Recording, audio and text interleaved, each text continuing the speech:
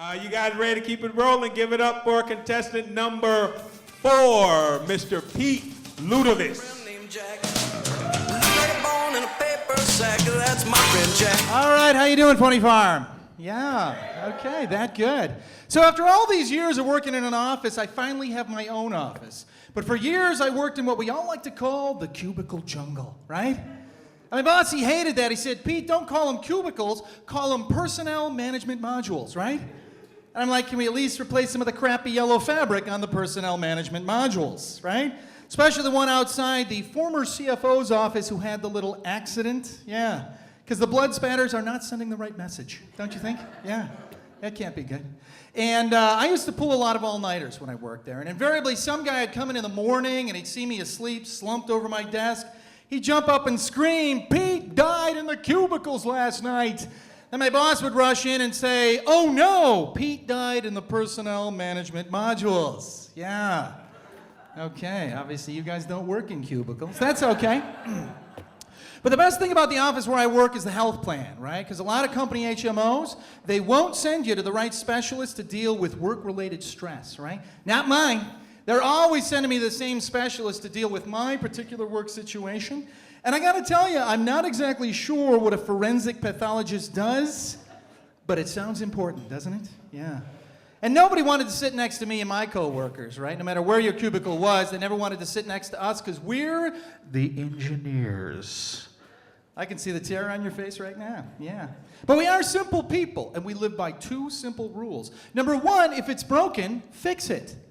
Number 2, if it's not broken, fix it, right? Right, it's kind of scary. And I know what you're thinking. You know, if your cubicle happens to be next to an IT guy or an engineer, the nerdiness, does it rub off?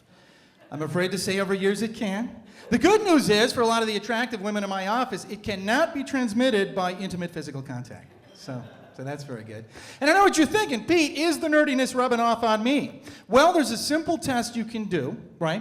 For example, if you answer yes to any one of the following questions, you may have a problem and may need to move your cubicle, right?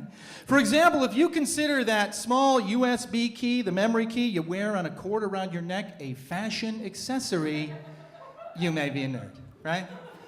If you come to work dressed every day like that guy right there, you may be a nerd, sir. Either you're gonna have to stop wearing the shower curtain, or else I got a pair of glasses I can share with you after the show. Yeah, we'll fix you up. It's good.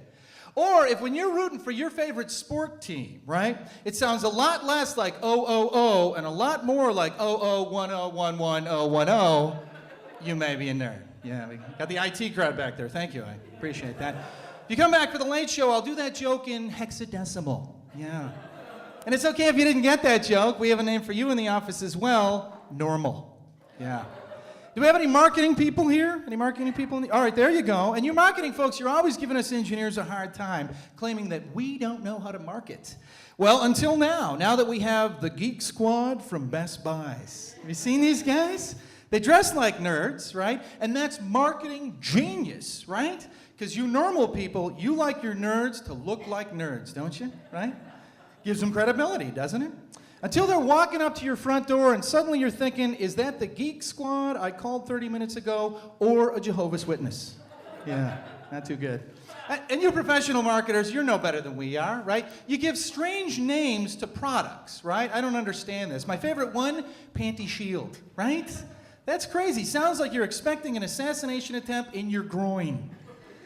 Liberty 1, this is Liberty 2. We confirm that is a gun in the gallery, but don't worry, the First Lady is wearing her panty shield. Right? Kind of crazy. And what with all that spam at work, right? You're always getting these emails about Viagra and Cialis. It's embarrassing. And have you seen this new stuff, this all-natural herbal Viagra? Yeah, like I'm going to waste good money on that junk. Are you kidding? My wife and I, we've been using all-natural supplements to jumpstart things in the bedroom for years. We just called it tequila. I'm Pete Ludovic. You guys have been great. Thank you very much.